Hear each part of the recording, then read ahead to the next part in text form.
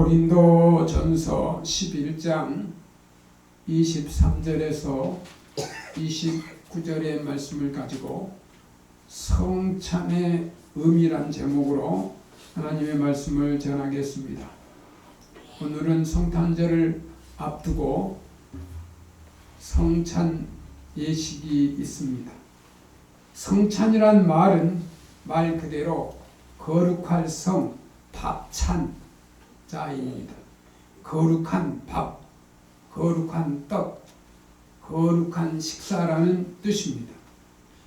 요한복음 6장 53절 말씀에 예수께서 이르시되 내가 진실로 진실로 너희에게 이르노니 인자의 살을 먹지 아니하고 인자의 피를 마시지 아니하면 너희 속에 생명이 없느니라고 하셨습니다. 예수님의 살만이 참된 양식이요 예수님의 피만이 참된 음료인데 이것을 먹지 아니하면 기근에 죽고 기갈에 죽을 수밖에 없기 때문에 예수님의 살과 피를 마시지 아니하면 너희 속에 생명이 없다고 했습니다. 오늘 본문 말씀 고린도전서 11장 23절 말씀에 내가 너희에게 전한 것은 주께 받은 것이니 곧 주 예수께서 잡히시던 밤에 떡을 가지사 내가 너희에게 전한 것은 이 말씀이죠. 과거형인데 바울은 이미 고린도 교회에서 이 성찬의 깊은 뜻을 전한 바가 있었습니다. 지금의 가르침은 새로운 것이 아닙니다. 고린도 교회가 성찬의 깊은 뜻을 알지 못해서 성찬을 소홀히 여겼다고 핑계할 수 없습니다. 주께 받은 것이니 바울은 자기의 생각이나 자신의 의견을 고린도 교회에 전한 것이 아니었습니다.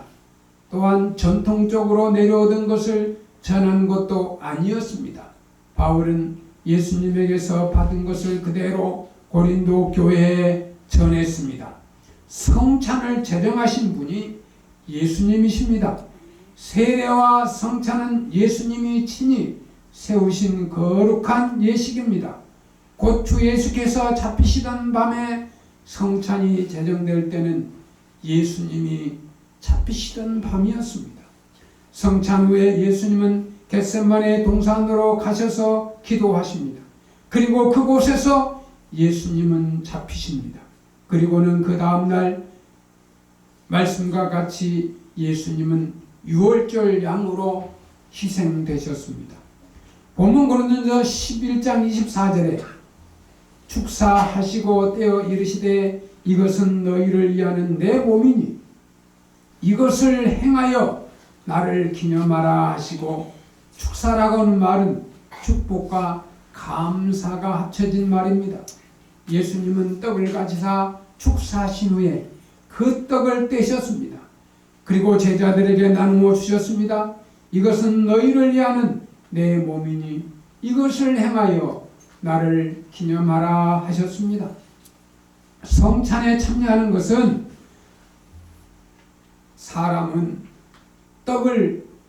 성찬에 참여하는 사람은 떡은 우리를 위하는 나를 위하는 예수님의 몸임을 명심해야 합니다. 예수님의 말씀은 이것을 행하여 나를 기념하라 하셨습니다. 바로 여기에 우리가 성찬을 행하는 이유가 있습니다. 예수님이 우리에게 성찬을 행하여 예수님을 기념하라고 명하셨기 때문입니다. 성찬에 참여하면 예수님의 명에 순종하는 것입니다. 성찬에 참여하는 것은 자신의 믿음을 고백하며 표현하는 행위입니다. 나를 기념하라 무슨 뜻입니까? 성탄절이 다가오고 있습니다. 예수님의 사랑을 온 세상에 전해야 합니다. 성탄절은 예수님의 사랑을 온 세상에 전해야 합니다. 고린도전서 11장 25절에 식후에 또한 그와 같이 잔을 가지사 이르시되 이 잔은 내 피로 세운 새 언약이니 이것을 행하여 마실 때마다 나를 기념하라 하셨습니다. 식사 후에 저녁 먹은 후에라고 표현합니다. 여기서 저녁 식사는 당시 유월절 만찬을 가리킵니다. 성찬에서 잔을 마실 때는 예수님의 하나님의 은혜를 잊지 말고 우리는 감사해야 합니다. 예수님은 자신의 피로 새 언약을 세우셨다고 말씀하셨습니다. 새 언약은 옛 언약과 대조가 되는 말입니다. 옛 언약, 곧 구약 시대에는 그 언약을 맺을 때 여러분 짐승의 피를 뿌렸습니다. 짐승의 양을 잡아서 피를 뿌렸어요. 예수님이 자신의 피로 새 언약을 세우셨습니다. 히브리서 9장 29절 예수님은 단번에 자신을 제물로 드렸습니다. 그 결과 새 언약 곧 신약 시대의 모든 그리스도인들은 단번에 예수님의 피로 모든 죄 사함을 받았습니다. 예수님의 말씀은 이것을 행하여 마실 때마다 나를 기념하라. 이것을 행하여 예수님은 성찬을 행하라고 말씀하셨습니다. 그리스도인들이 성찬을 행하는 것을 예수님이 명하셨기 때문에 우리는 예수님의 말씀에 순종하며 성찬을 대해야 합니다. 성찬은 선택사항이 아닙니다. 성찬은 내가 원한다고 하고 내가 원치 않는다고 하지 않아도 되는 것이 아닙니다. 성찬은 예수 믿는 사람의 의무입니다. 성찬에 참여하지 않는 것은 불순종의 죄를 짓는 것입니다. 성찬은 두 가지로 이루어집니다. 떡을 먹는 것과 잔을 마시는 것입니다. 마태복음 26장 29절 말씀에 마실 때마다 나를 기념하라. 예수님이 나를 위하여 자신의 피로 새 언약을 세우셨기 때문입니다. 예수님은 우리를 위하여 자신의 몸을 주셨습니다. 성찬을 행하여 예수님을 기념하는 것입니다. 오늘 우리는 예수님의 명에 순종해서 성찬을 행합니다. 우리를 위하여 자신의 몸을 주신 예수님, 또한 우리를 위하여 자신의 피로 새 언약을 세우신 예수님을 기념합니다. 성찬에서 먹는 떡은 예수님의 몸, 예수님의 살입니다. 성찬에서 마시는 잔은 예수님의 피, 예수님의 보혈입니다. 성찬의 목적이 무엇입니까? 사도 바울은 성령의 감동으로 성찬의 궁극적인 목적을 다음과 같이 밝히고 있습니다. 고린도전서 11장 26절에 너희가 이 떡을 먹으며 이 잔을 마실 때마다 주의 죽으심을 그가 오실 때까지 전하는 것이니라. 너희가 이 떡을 먹으며 이 잔을 마실 때마다 성찬을 행할 때마다 라는 뜻입니다.